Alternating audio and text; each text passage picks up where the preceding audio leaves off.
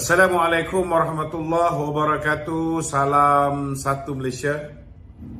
Kita ke udara pada malam ini untuk membicarakan isu-isu semasa. Petang tadi kita telah menghantar memorandum, iaitu memorandum gabungan gerakan menyokong Datuk Seri Najib Tun Razak untuk menghantar memorandum kepada Yang Amat Berhormat Perdana Menteri meminta supaya keadilan diberikan kepada Datuk Seri Najib Tun Razak sebagai seorang yang pernah melalui suasana ataupun penganiayaan yang dilakukan oleh Tun Dr. Mahathir.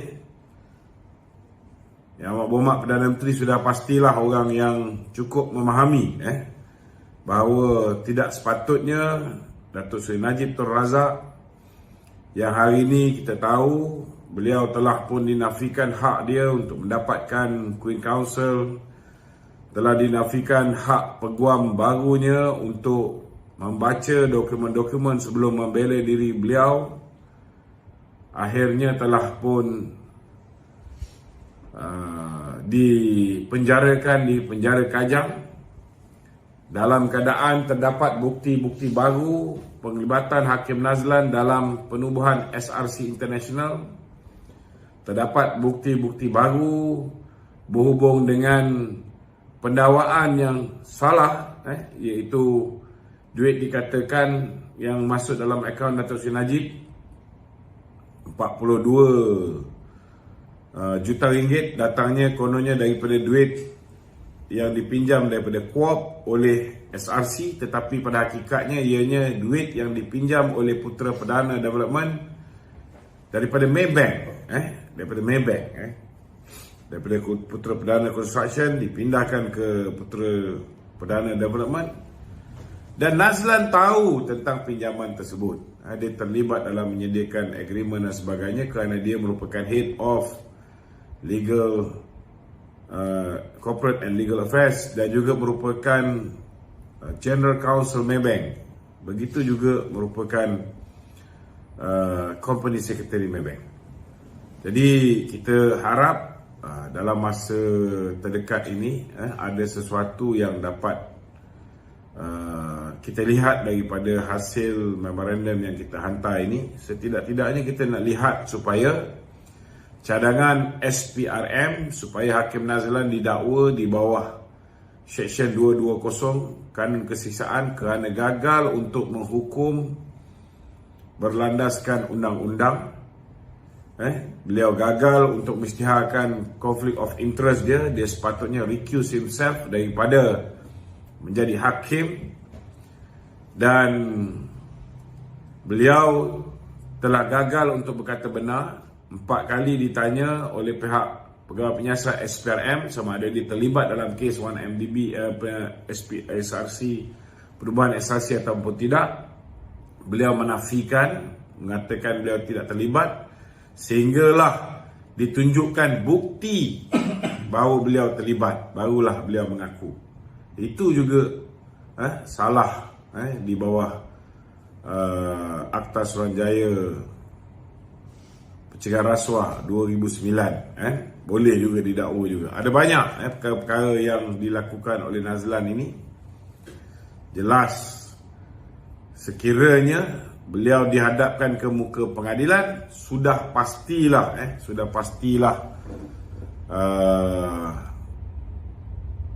Datuk Seri Najib tidak akan ke penjara kerana perbicaraan yang dibicarakan di hadapan Hakim Nazlan akan diisytihar sebagai null and void, sama ada kes itu dibuang terus atau setidak-tidaknya bicarakan semula Datuk Seri Najib di hadapan seorang hakim yang adil, hakim yang tidak mempunyai konflik kepentingan, tak ada conflict of interest. Ini harapan kita rakyat Malaysia.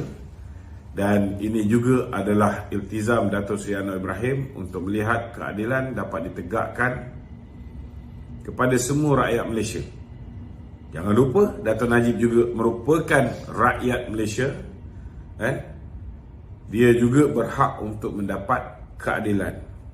Apatah lagi kalau hari ini kita lihat Datuk Seri Najib telah membawa perkara ini ke Jawatan Kuasa Kerja Human Rights PBB dan meminta pihak UNGWA untuk menilai sama ada perbicaraan yang berlaku di peringkat Mahkamah Persekutuan adakah ianya bersifat adil ataupun tidak, sama ada ianya satu perbicaraan yang adil ataupun tidak. Dan Ketua Hakim Negara pun mengatakan itu hak Datuk Seri Najib. Kita harap tak perlu bimbang lah. Kenyataan yang dikeluarkan oleh Ketua Hakim Negara mengatakan bahawa Badan Kehakiman ditakut-takutkan. Kita tak tahu dia merujuk kepada yang mana. Jadi bila dia tidak menyatakan secara spesifik apa yang dilakukan, siapa yang melakukan, dan tindakan yang mana yang boleh dikategorikan sebagai menakut-nakutkan Badan Kehakiman, rakyat akan membuat assumption. Rakyat akan membuat assumption. Ada yang mengatakan bahawa tindakan Datuk Seri Najib melaporkan perkara ini ke UNGWA dianggap sebagai menakut-nakutkan Badan Kehakiman. Bagi saya, kalau misalnya Ketua Hakim Negara dan 4 orang hakim lagi melakukan perbicaraan yang adil, maka dia tidak perlu takut. Itu pandangan saya. Pandangan saya ini pandangan peribadi. Mungkin pandangan saya salah, tapi biasanya kalau misalnya perbicaraan itu berjalan secara adil, maka nak bawa pergi ke UNGWA, silakan. Tidak ada siapa yang perlu bimbang. Dan tak sepatutnya lah dikatakan ianya sebagai menakut-nakutkan. Ini sebab Ketua Hakim Negara tak beritahu kenyataan yang mana yang dirujuk sebagai menakut-nakutkan. Dan bagi saya, para hakim seperti mana yang diungkapkan oleh Ketua Hakim Negara harus bebas dan berani membuat keputusan yang betul. Ini yang penting. Para hakim perlu bebas dan berani membuat keputusan yang betul. Jadi kalau keputusan itu betul, kalau keputusan itu bersandarkan undang-undang, maka tidak ada siapa yang perlu bimbang dan merasa diri mereka ditakut-takutkan. Lainlah kalau ada perjumpaan dekat Menara Ilham ke, lainlah kalau ada suami dia berjumpa di rumah Datuk Aziz Yassin, berjumpa dengan mantan Perdana Menteri Muhyiddin Yassin ke.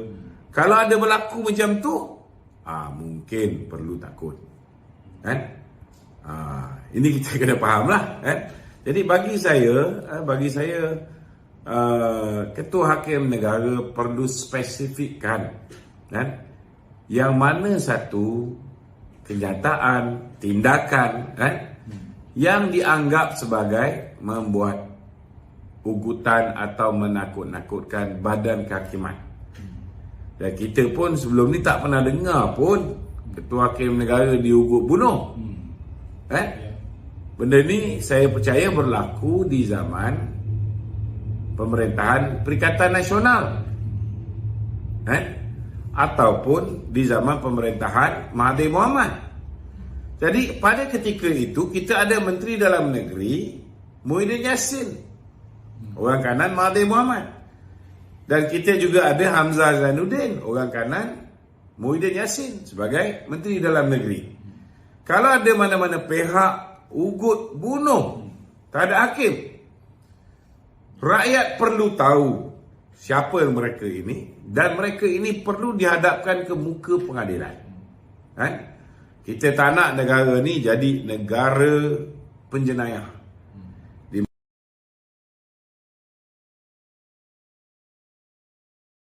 Sebarang bentuk hukuman atau perbicaraan di mahkamah boleh melakukan ugutan. Kita tak nak. Kita nak hakim-hakim menghukum bersandarkan rule of law. Dan kita tak nak mahkamah itu berubah menjadi tempat yang melaksanakan law of the jungle. Tetapi kita kena ingat juga, saya rasa kerajaan perlu untuk meneliti balik. Sebab hari ini sudah terbukti pasukan petugas khas telah pun mendedahkan bahawa ketua hakim negara, baik yang lama, begitu juga ketua hakim negara sekarang, dilantik secara tidak sah. Sebab kedua-dua mereka bukan dilantik oleh Jack. Sama juga dengan bila Tun Raus yang masih dalam kontrak dipaksa untuk meletakkan jawatan zaman Mahdi dan digantikan oleh Richard Malanjun. Pelantikan Richard Malanjun sebenarnya Jack mencadangkan Datuk Seri Azhar, tetapi Tommy Thomas yang mencadangkan Richard Malanjun. Ini salah dari segi sudut undang-undang. Pelantikan ketua hakim negara, ketua hakim Mahkamah Besar Melaya, ketua hakim Mahkamah Besar Sabah Sarawak, ianya perlu melalui cadangan daripada Jack. Dan bila Tun Dr. Mahathir tidak bersetuju, sewajarnya Tun Dr. Mahathir meminta nama lain daripada Jack. Tetapi dia tidak meminta nama daripada Jack. Dia meminta cadangan daripada Tommy Thomas. Dan Tommy Thomas punya cadangan diangkat untuk dilantik sebagai ketua hakim negara. Ini bukan saya cakap, ini apa yang diperkatakan oleh Tommy Thomas dalam bukunya Justice in Wilderness. Dan dalam buku dia mengesahkan bahawa ketua hakim negara sekarang ini juga cadangan beliau. Walaupun kita tahu bahawa ketua hakim negara hari ini mempunyai kontrak lagi 2 tahun. Tetapi bagi saya, jika kerajaan Datuk Seri Anwar Ibrahim serius dalam soal reformasi institusi, perlantikan semua hakim yang dibuat tidak melalui Jack harus digugurkan.